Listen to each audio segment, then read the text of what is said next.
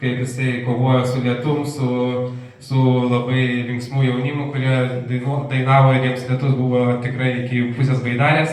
Tai ką, Tomai, prašom prisistatyti ir papasakoti apie save, o visi, kol Tomas ruošiasi, kaupkimės, gal turi kokių klausimų, atidžiai žiūrėkim ir išgirskim to, ko Tomas čia yra, gal kokių turi asmeninių prašymų, rekomendacijų, kaip jo verslui, kaip jo čia narystį padaryti ją sėkmingesnę. Tai Tomai, prašau, laikas tau. Sekant. Tvarkoj. Taip, vakar lyjo, buvo smagu, sušlapau, sušalau. Paklausiau tikrai, kodėl man to reikia, kur aš įsivėlęs ir aplamai, kodėl paskutinius 14 metų darau. Ir buvau studentas, šiandien 5 ryto kėliausi, baigiau dar skaidres išsiunčiau. Ir galvojau, ką pateikti apie save, apie skautus ir aplamai, kad plačiau susipažinti. Tai keli faktai. Taip, gimiau Klaipėdoj, gyvenu Kaune, šalia Kauno, tačiau prie miško, 37 metai. Stiprybės kūrybiškumas, problemų sprendimas. Vakar teko skautų slėnio elektros klausimus spręsti, nes išmušinėjo fazės. Kriptonitas ir supergalia, tai yra ADHD ir disleksija. Jeigu matysit rašybos klaidas, tai natūralu, jau su to susigyvenau. Pomėgiai kelionės žygiai, kartais bėgu 21 km varžybose. Dažnai ties 18 km savęs irgi paklausiu, ką man to reikia. Vedu podcastus, blogus darau karts nuo karto, turiu asmeninį tokį puslapėlį. Turiu sūnų, Radvilą, susilieja, taipogi mėgsta gamtą, gyvūnus. Turiu šunį. Jeigu kas nori turėti vengrų vižlą, tai ir neturėti laiko savo ir daug laiko praleisti gamtoje, tikrai rekomenduoju. Darbinė patirtis irgi, jinai tokia didžiulė, plati, turbūt surašiau tokius įdomus, paradoksalius dalykas, kadangi disleksija ir rašyba yra du dalykai, einantis vieną koją. Disleksija ir žiniasklaida, tai įdomus paradoksas, lietuvių kalba dengta nesisekė, bet mano didžioji patirtis. Laikraščio leidyboje virš 10 metų, Kaune leidau leidinį, turėjau naujienų portalą, kuris generavo iki COVID-o per 460 tūkstančių unikalių vartotojų per mėnesį, tai 2 kartus daugiau negu tuo metu LNK darė. Su Raseiniuose nemažai dirbau su politika, Raseinių televizijoje, turėjau CBD parduotuvių tinklą, begalę skirtingų įvairių projektų, tai taip. Jaunimo sektoriuje 16 metų buvau jaunų Šaulių sąjungos instruktorius, skautas, Raseinių jaunimo reikalų tarybos narys buvęs, privataus jaunimo užimtumo centro buvau įkūręs, atstovavęs Lietuvą jaunimo konvencijoje, Erasmus Kaunas projektų ir esu dar Samariečių vaikų užimtumo centro savanoris. Kai mes čia kalbėjome apie socialinę veiklą, aš tai kažkada mažiau paskaičiuoti, kad per mėnesį yra virš 20 valandų, kuri yra skirta tiesiog visuomeniai žmonėms. Taip, aš ir skautai. Esu Lietuvos skautijos narys 14 metų. Per tą laikotarpį esu etikos komisijos narys 8 metai ir vis dar dabar esu skautų vadovas. Kiekvieną ketvirtadienį nuo 4 iki 6 vaikams vedu užsiėmimus, jiems organizuoju žygius, įvairius renginius, kas liečia skautus. Esu vienas iš mokymų vadovų skautijos organizacijai, ką jau dariau paskutinius 6 metus, kaip minėjau, kontrolės komisijos narys, Kauno krašto seniūnas, kuris buvo atsakingas 2 metus už 600 žmonių, jų visą veiklą, koordinavimą ir užsiėmimą. Didžiausia atsakomybė ir patirtį, kokią esu turėjęs su skautais ir prie kokios stovyklos yra tekę organizuoti, tai prieš 2 metus 2,5 tūkstančio žmonių stovyklą.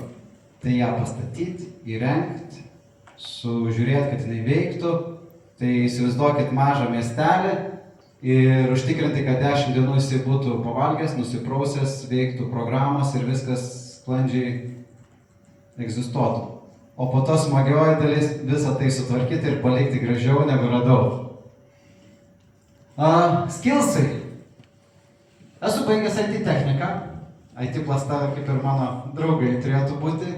Kompiuterinė grafika, tiksliau kompiuterio grafikų projektavimo operatoriaus specialybė vadinasi. Tai nuo tinklapio kūrimo iki brėžinių darymo grafinio dizaino dalykų. Fotografiją esu baigęs. Skaitmeninis marketingas, šiaip specializuosi marketingą ir IT. Dirbau su WordPressu 2008 metų, taip jei galiu papasakoti daugiau, negu pats turbūt kitą kartą norėčiau. Marketingus ir 12 metų, verslo vadyboje, vedu mokymus, seminarus. Tai būna, kad per mėnesį praleidžiu irgi kokias 12-20 valandų vesdamas praktinius e-komercijos ir tinklapio kūrimo mokymus vienoje įmonėje. Aš ir skautų slėnis. Čia mano bičiulis Vytis, esam pernai metais iš vienos stovyklos. Skautų slėnį prisimenu tada, kai įsikūrėm. Tai Jonas ateina mane pavaduoti šičia, jis yra skautų slėnio įkūrėjas. Ir prisimenu tą skautų slėnį nuo pat tada, kai jis įsikūrė, kai ten buvo tiesiog plika žemė. Šiai dienai tenai mes turime 6 namukus, didelis namas, prūdas, didžiulė infrastruktūra sukurta, kur šiuo metu gyvena 80 vaikų, kuriais vakar mes plaukėme baidarėmis ir per tą Lietuvą, tai šiandien toliau eina į žygius. Dažniausia, kas liečia skautų slėnį ir aplamai skautų veiklas, mane jeigu pamato dedant story, tai arba yra didelis renginys, dažniausiai užsiemu nuo 200 žmonių, kad organizuoju, darau, mažesnius jau atiduodu kitiem kaupti kompetencijas. Ir jeigu yra maža grupelė, tai tikėtina vien todėl, kad mano vieni iš pomėgių ir hobių tai yra žygiai, kelionės, tai kai noriu pailsėti ir pabūti gamtoj, tai bandau tai įsiprasminti ir išeinu kartu su žmonėmis. Pabūt, pasivaikščiot, pasidalinti. Skautų slėnis, ką jis aplamai daro, tai yra nuotykis, kurį gali patirti kiekvienas mūsų 2 stovyklavietėse. Ir mes organizuojame stovyklas. Žinoma, čia yra ir mūsų narių, kurių vaikai atvyksta pas mūsų stovyklas edukacijos mokykloms. Tai dabar pas mūsų yra Vilniaus International School atvažiavo 3 dienas ir šį mėnesį, man atrodo, atvažiuos apie 700 vaikų įvairius žygius užsiėmimus iš įvairiausių mokyklų. Organizuojame žygius. Turime e-prekybos pasilidinėjom platformą, kur būtų galima įsigyti įvairią turistinę atributiką, tą, kur mes patys patikrinam. Tai vakarykštę turime mano striukę. Tikrai galiu rekomenduoti, nes atlaikė visą lietų ir vėją, tik tai, kai esi žioplys ir turi kelnes, kuprinę, jau pats jų neužsidėjęs ir šlampė, tai tada supranti, kad kažkur bėda. Bet patikrinam inventorių ir galim rekomenduoti, kurį tikrai įsigyja. Ir turbūt 5. tas mūsų fokusas, kas yra, tai renginiai įmonėms. Ko skautų slėnis anksčiau nedarydavo ir aš atėjęs nuo pernai metų spalio mėnesio noriu tai integruoti, kad mes galėtume tai padaryti plačiau. Yra tekę vesti, ten rodo 250, ačiū. Yra tekę vesti ir įvairius edukacinius įmonėm, mano pačio asmeninė patirtis su Lietuvos Skautija. Ir žinau, kad dabar mažai kas daro tokio tipo mokymus, kas liečia su skautais. Ir tai yra puikiai proga išbandyti save, pamatyti savo draugus neformalioje aplinkoje.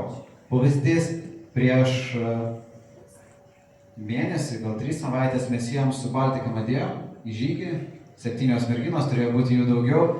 Ir tas toks vienas momentas, kai taip ant piliuko palipę, žemiau, matau, kai vadovė ir dar 2 kolegės pradeda rankom mosuoti, matai, kai jau vyksta aistros ir jau girdėjai, kad vyksta jau nebe pokalbis, eina link barnio ir galvoja, gal reikės ir įsikišti, nes bando išsiaiškinti, kur yra pusė eiti. Tada iš šalies labai pasimatai ir pamato žmonės, kokie jie yra, ypač kai jie yra ne komforto zonoje. O jeigu dar palyjo, šlapio, purvina, tai tikrai turime vėliau daug ko apkalbėti ir po žygio pasidarom refleksiją, kad suprastume, kas tai yra ir kas laukia. Ir taip trumpai, jeigu dar turim Lakeside, Woodside, tai turime 6 namukus, šią vieną akimirką. Ir Lakeside mūsų stovyklavietė, bet praktiškai visas tas žalias plotas ir ežeras, nuo čia ir ten yra viskas priklauso skautų slėniui. Tai kaip bandau aš visą laiką nupasakoti, kad skautų slėnis, kad mes čia darome stovyklas ir labai sunku suprasti, jeigu mes visą šitą plotą užsipildom stovyklomis, tai įsivaizduokit, kiek jų būna. Pas mūsų į stovyklą panašiai atvažiuoja tarp 100-120 vaikų, kas liečia skautų slėnį. Woodside mes turime 80 miegamų vietų, ten jau daugiau tokia prabangesniam stovyklavimo, abi stovyklavietės turi dušus, tualetai, įrengtos virtuvės, patys mes gaminame maistą, atvažiuoja virėjai, kurie dirba visą sezoną, budintys medikai, draudimai ir visi kiti dalykai, kad užtikrinti kuo puikiausiai. Ir tai skautų slėnis, ten, kur hobis, verslas ir gyvenimo būdas susijungia ir laimėjau LT, tai ten, kur aš irgi praleidžiu 30% savo gyvenimo darbo. Tai ačiū.